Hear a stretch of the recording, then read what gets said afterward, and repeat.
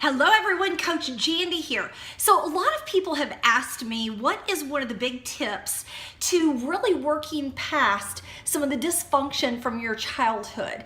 You know, maybe you had a person, a family member, a teacher, whomever, that may have been abusive or inappropriate or just an ass, let's admit it, and maybe had some long-term effect on your life. And one of the tips that I have for you, one of the things that I have done and learned to do in my life is to separate that person out from being just a family member. So here's the thing, is we get so connected to blood family, you know, that everything is about blood family.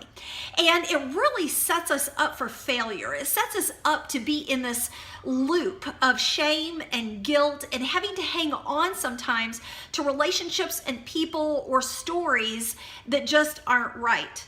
So the thing is that we have to sometimes separate them out and realize that they're just a human being, just like we are. That they may have had something happen to them. And I'm not saying excuse their behavior. That's something totally different. It's not about excusing their behavior, but making it understood that they have themselves a past, something that they went through that initiated something in them to be the person that they showed up to be in your life and maybe doing the inappropriate things. So that helps me in this way. It helps me to realize that it wasn't about me. It's not that they were doing it to me. I could have been Sally, Jane, or Lucy, and the things that I experienced, I was going to experience. So it wasn't about Jandy, you know, but it was more about their anger, their hurt, their pain, and them acting out because of their situations. So, but we get so linked into that, oh, well, we're family. We're blood family, so this should have not happened to me. Well, it shouldn't happen to anybody in any situation. But I know for myself, I have had people that are what I call my chosen family that have surely treated me a whole lot better than my own family did.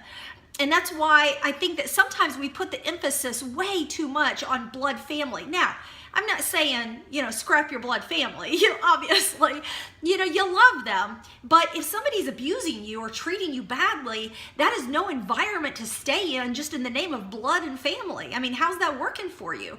You know, and I know that it's hard to step away, but sometimes we have to make a choice to save ourselves over saving the, quote, relationship that may be fake in the first place. To me, in my personal opinion, you know, we are all, for me, you know, you may have a different religion, but we're all of God.